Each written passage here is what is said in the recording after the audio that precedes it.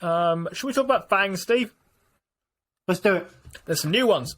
More research from Bank of America, Merrill Lynch, and those guys. They've come up with a new FAANG index for the high rate, high inflation, low growth kind of era. So previously we had Jim Cramer's named FAANG stocks, which were Facebook, and then in either order, Apple, Amazon, Netflix and Google. They were stocks that no one really quite knew what got them on the list and left out stuff like Microsoft, but they're stocks that did very well in the last bull run anyway. They are undeniably market leading over the last sort of 10 years or so. Some of them have come off a bit since. In fact, I think probably all of them have come back a bit. But those are the FAANGs of 1.0. Bank of America Merrill Lynch has come up with a new set of FAANG acronym stuff here. Steve, you've had a busy day and I only sent this over this morning. Have you had a chance to look at what it is yet, or are you going to find out for the first time now? I haven't, but if it's not Batman... No, it's not Batman. We can come back to Batman for what it's worth. They've stuck with the FAANG acronym, which is what it is. Okay. They've just decided that the F's and the A's and the N's and the G's are going to stand for different things. And this made me quite angry when I read it, but let's see what you think. Would you like to take a guess at what F stands for? You stand for Facebook. No. You're in the bright, broad area. It doesn't actually stand for a stock, which is what makes me cross. It stands for fuels. And basically their thought is that, look, oil and fossil fuels, I think in particular, are things you want to own in a high rates, high inflation, low growth era. I was kind of okay with this from a kind of investment perspective, for what it's worth. I don't think it's any secret that the UK, the US, Europe has been closing down refining capacity all over the place. That, with the additional push of a kind of war in Ukraine, has made the price of oil go up, and they think that might be durable, even if you kind of don't get as much out of the war as you might think, or even if the European gas supply sorts itself out. Fuels are a thing that you want to own. Are you long on fuels, or are you shorter on fuels here, Steve?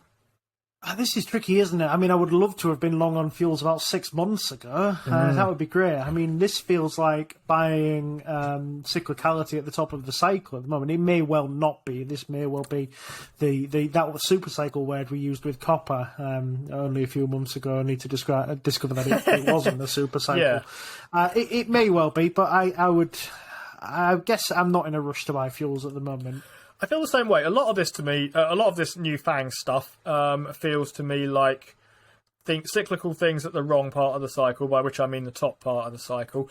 I get that there's an argument to be made that structurally a lot of opposition to fossil fuels has decreased supply on that quite significantly, discouraged people from drilling, expanding and so on, and that there's reason to, on that grounds, to think the kind of cycle might persist longer. But I'm very wary of things being kind of cyclical things being described as non-cyclical. Another good example is semiconductors, by the way, which turned out to be cyclical, even though everyone thought they weren't at one point, because the world basically runs on them. But that hasn't helped semiconductor stocks over the last couple of months or so. They've all gone down quite a bit, at least I think, anyway. But, actually, I suppose we should finish with a quick would you rather. Facebook or fuels? As in old FAANG or new FAANG? Well, I sent you a podcast, Steve. I don't know whether you've had a chance to have a look at it yet. It's Invest Like the Best, and it's I think it's called Mitch Lasky, and he works at Benchmark, and he's talking to Patrick Shaughnessy.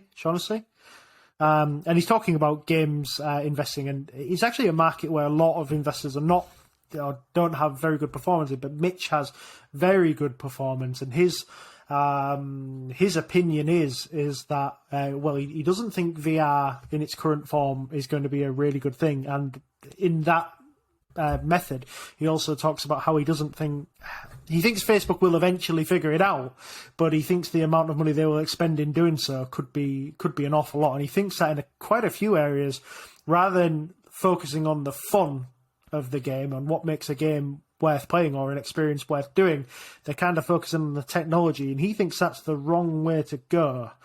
But I think I'd still take Facebook over fuels at this sort of period in the cycle. Well, I own Meta Platforms as it now is, and I don't own fuels, and I bought Meta Platforms fairly recently again, because I'm significantly lower than I was when I started buying it, so fairly obvious answer for me. A, though, stands for aerospace, or at least the first A stands for aerospace. This to me looks a little bit short-sighted. I mean, these things are supposed to be kind of fairly acyclical, but it feels to me like they're right at the top of their cycle at the moment. In fairness, this isn't just a kind of Russia be fighting Ukraine kind of idea. There's also global tensions elsewhere, sort of around Taiwan and so on, and that kind of idea. That said, I like aerospace companies more than I like fossil fuel-based companies, for what it's worth. I used to own a fair bit of Lockheed Martin, which I unloaded around the start of the kind of Russia-Ukraine situation. I rate General Dynamics very highly. I think BAE Systems is one of the better companies on the FTSE 100 if I was being forced to own one, or to get it as a free share that I couldn't sell or something. Oh, I got a free share in a fuel earlier, actually. I got Occidental Petroleum, sold it again. But aerospace, Steve, your thoughts on this? Yeah, that's a sector I like. I would assume that they're lumping in commercial aerospace with defence and space in that sector, I would assume, which I guess makes it a pretty hot sector. I own Boeing in this space, which I think is a fairly attractive company at these kinds of prices. So I guess I'm involved in this as much as anybody. So let's try and give the new FAANGs a chance to win one then, at least as best we can. Do you prefer aerospace?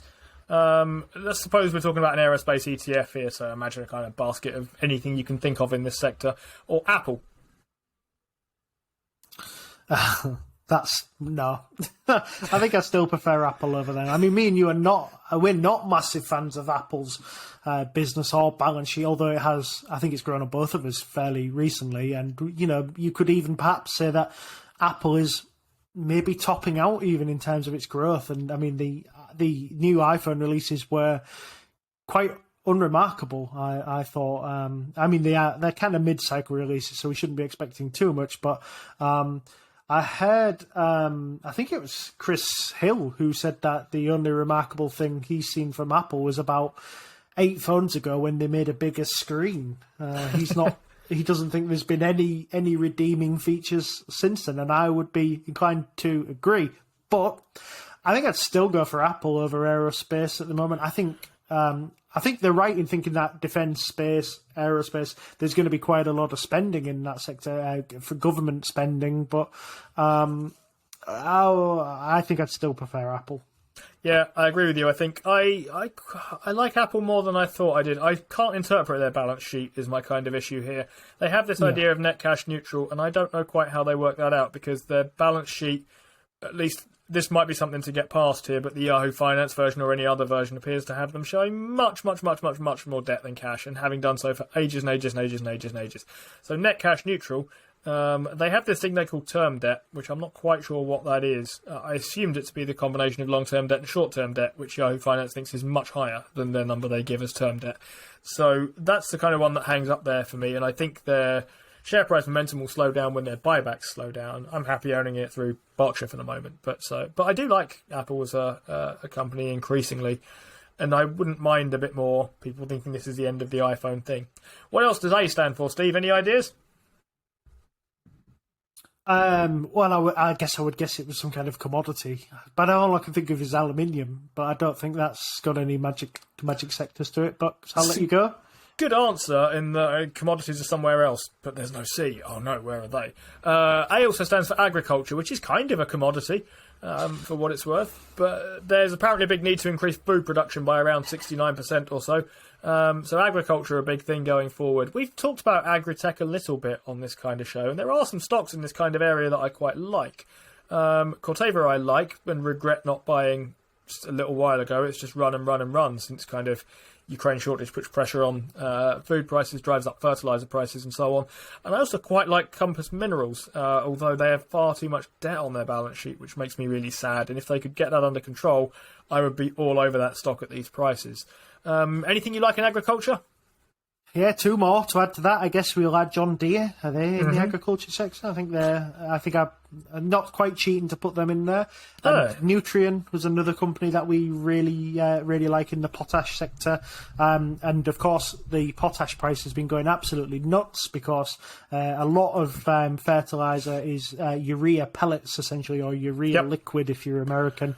And that's generally produced in Russia and Ukraine, which are indisposed, I guess is the word I would use at the moment. They're in war. So potash price, which is a harder thing to get hold of, a more expensive thing to get hold of, that has supply and demand, typical supply and demand, absolutely rocketed in price. And people like Nutrien are making an absolute killing at the moment. And I mean, look at that share price, Steve. I think me and you were looking at it trying to get $2 out of it, and it's gone up 50 since.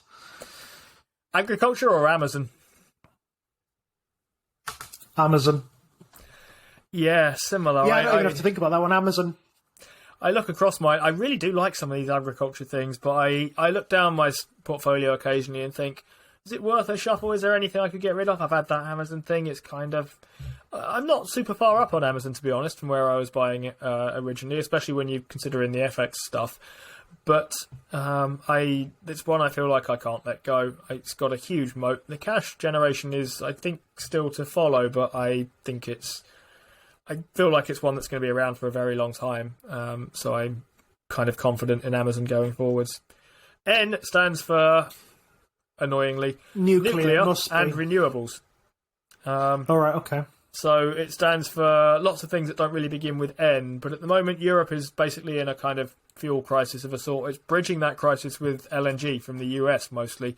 The UK is getting it from Norway, I think, but that's likely, according to these guys, to push a drive back towards working out nuclear power again, because it's, well, has various advantages over and renewables further down the tracks and so on. Thoughts on nuclear and renewables? I mean, I think there's some plausibility to that thesis for what it's worth. They can't depend on Russian gas any longer.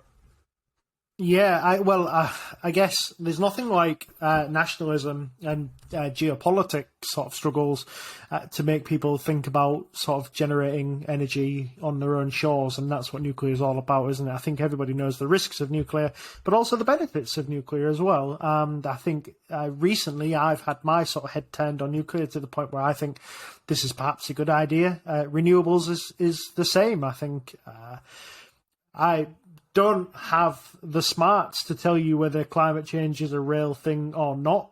So I will just err on the side of caution and say, let's crack on and switch to net zero, because if climate change turns out to be absolutely crap, then we haven't lost anything. We've just generating more power in a different way. So that's my general opinion on that. So I think I don't know a lot of companies in these sectors, Steve. Not a lot of renewable companies I want to buy. They seem to have been absolutely overhyped. And to be fair, I think if nuclear does take off, it could come and smash all of these solar panel companies to bits if we don't need them. And nuclear energy is so cheap to produce. It could make companies like Enphase and SolarEdge look incredibly expensive. But yeah, I think this is a fair sector. Yeah, the one renewable stock that I kind of like but don't like at these prices, in fact I've sold it, is NextEra. Mostly because I can understand what their competitive advantage is. They've managed to, by virtue of being kind of early to this, not so early they went bankrupt, because a lot of places did that, but by being at the front end of this kind of thing, they've managed to commandeer a lot of the best sites for renewable energy generation in the US. And those kind of nice geographic advantages are things that I can understand, and I can see why, yeah, it's difficult for anyone else to do the same thing. Don't fancy it at these prices. Quite like Berkshire Hathaway Energy, though. They have a nice big cash engine behind them. Long runway for growth and improving things. That's my kind of sneaky renewables approach to this sort of thing. You've done well getting out of NextEra as well, because they're doing a convertible offering today. $2 billion convertible offering. They're down about 4%. Oh, interesting. Maybe worth another look then in that case. This stuff or Netflix? Well, I'm a Netflix bull, and actually noticed today a few analysts have also switched to being Netflix bulls as well. But I think this one, I'm going to be a fence sitter, and I'm going to say I think this one might be a draw. Interesting. I don't have your strong views about nuclear in the same way, and as such, I think Netflix is reaching a level where not an awful lot has to go right for it to make something happen. If I was looking for one to buy, it's Netflix, but I might well be buying it for the wrong reasons. I might be buying it for trading reasons here, if I'm honest, because I think they might have the bad news out the way here, and that might be about to turn around. I'm not so sure that... I still haven't quite figured out how they get their spend under control and so on, but they're having a really good go. I keep seeing more and more good things on Netflix. More on this when they report their earnings and we do our quarterly "Here's what I've seen on Netflix" in the last quarter segment. But I think Netflix looks cheap right now. It's 3 months ago, 6 months ago maybe, this would have been no contest. I wouldn't have taken Netflix at those prices. But it's now a much more interesting thing for me. I would lean Netflix. G stands for gold and other minerals. Right, okay. Yep. This is a kind of weird bifurcated thing that I don't like very much from the Bank of America, mostly because of reasons to do with the FAANG acronym, not because of the content of what gold is. The case for gold is that it's defensive in this kind of environment. The case for minerals is that electrification needs them. And this is so think nickel, copper, lithium, and so on. This is a kind of thesis that we're familiar with, right, Steve? The idea that, EVs use loads of copper, they also use loads of lithium and so on and so forth. But we both own the same copper company on that broad basis.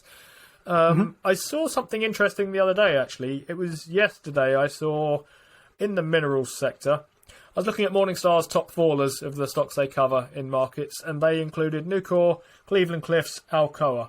All of which are steel companies. Nucor, I think, thinks that their exports are going down and their earnings are going to come in at around $6.30 rather than $7.56. That's actually down quite a bit below their previous kind of expectations for this. So their stock dropped back, as did Alcoa, US Steel, and Cleveland Cliffs alongside them. I was wondering about whether that was a buying opportunity. I had a bit of a look, and I didn't really see it when I looked, because I didn't think these were particularly bargain basement prices. But thoughts on gold and or other minerals?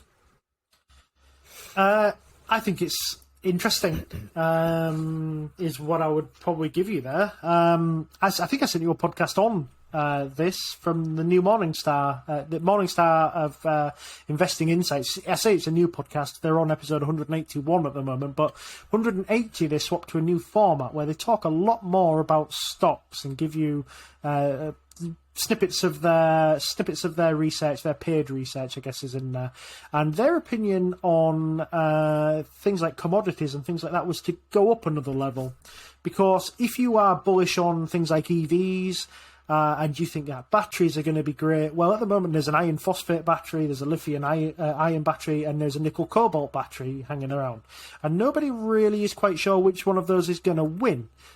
But if you go and pick up a refiner that refines all of those things into the necessary chemicals, then you're going to win there. They're more the picks and shovels players than the miner itself.